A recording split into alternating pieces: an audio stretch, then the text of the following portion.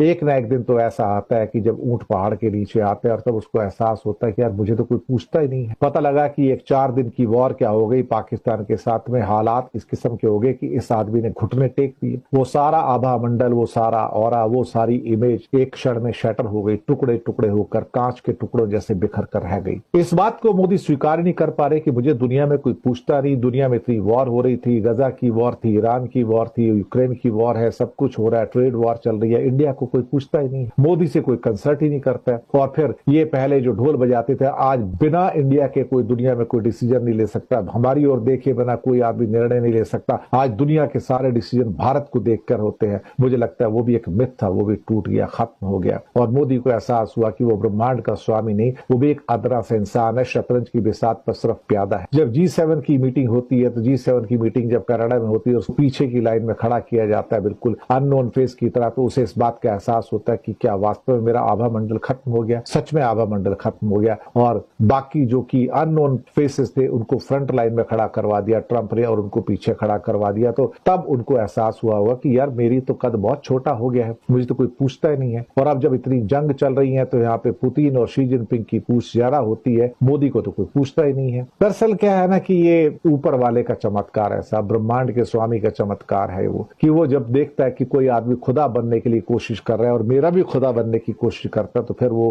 क्या कहते हैं कि हर ऊंट एक ना एक दिन पहाड़ के नीचे आता है। यही हालत मोदी की हुई है। अब उतरा हुआ चेहरा, बिगड़ता हुआ गिरता हुआ आभा मंडल और वो सारी चमक और वो सारा मिरेकल और मैजिक खत्म होता हुआ एक आम इंसान की तरह, एक बुझे हुए इंसान की तरह अभी वो चलते हैं, जिनके चेहरे पे कोई चमक नहीं। हिंदुस्तान में अभी भी लोगों को धमकाने की कोशिश करते हैं, उपहास बनाने की कोशिश करते हैं, लेकिन उन्हें मालूम है कि वो हारे हुए सिकंदर हैं। उन्हें मालूम है कि वक्त की आंधी में उनके तिनके बिखर चुके हैं। उन्हें मालूम है कि अब उनके दिन भी सीमित हैं, वो बहुत ज्यादा लंबे समय तक अब हिंदुस्तान पे राज करके नहीं जाएंगे।